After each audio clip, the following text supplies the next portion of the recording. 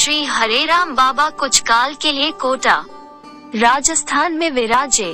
उस समय बाबा नित्य प्रति कीर्तन करते और लोगों से भी करवाते। एक दिन बाबा चंबल नदी में स्नान करने गए थे और उस समय उन्हें चंबल नदी को देखकर यमुना जी का स्मरण हुआ। यमुना जी को देखकर श्री कृष्ण का स्मरण हुआ और भाव आवेश में आकर वे जल में कूद गए। सब लोगों ने सोचा कि नदी का प्रवाह बहुत तीव्र है और गहराई भी अधिक है, तो बाबा डूब ही गए होंगे। मछुआरों की मदद से बड़े बड़े जालों के द्वारा बाबा का शरीर निकाला गया। चिता बनाकर उनके शरीर को अग्नि देने की तैयारी हो रही थी।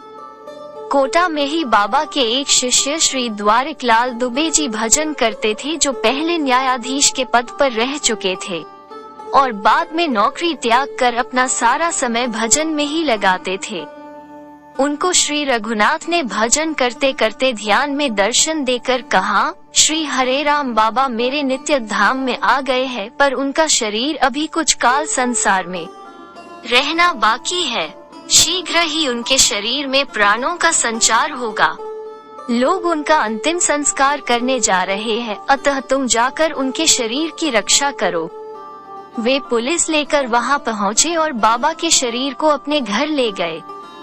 जब घर वालों ने विरोध किया तो वे उनकी दूसरी हवेली में बाबा का शरीर साथ ले गए और फूल बिछाकर उस पर शरीर को रख दिया।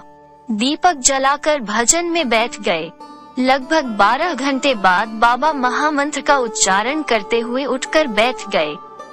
द्वारिकलाल जी ने ठाकुर जी की आज्ञा सुनाई और पूछा कि बाबा आप नित्य धाम कैसे चले गए? बाबा बोले कि ठाकुर जी के पार्षद विमान में आए और मुझे ले गए। भगवान ने पार्षदों से कहा कि बाबा से तो धरती पर बहुत से कार्य करवाने हैं, इनको पुनः धरती पर छोड़ आओ। तुमने भगवान की आज्ञा का पालन किया है, हम तुम पर बहुत प्रसन्न हैं। जो चाहो वो मांग लो।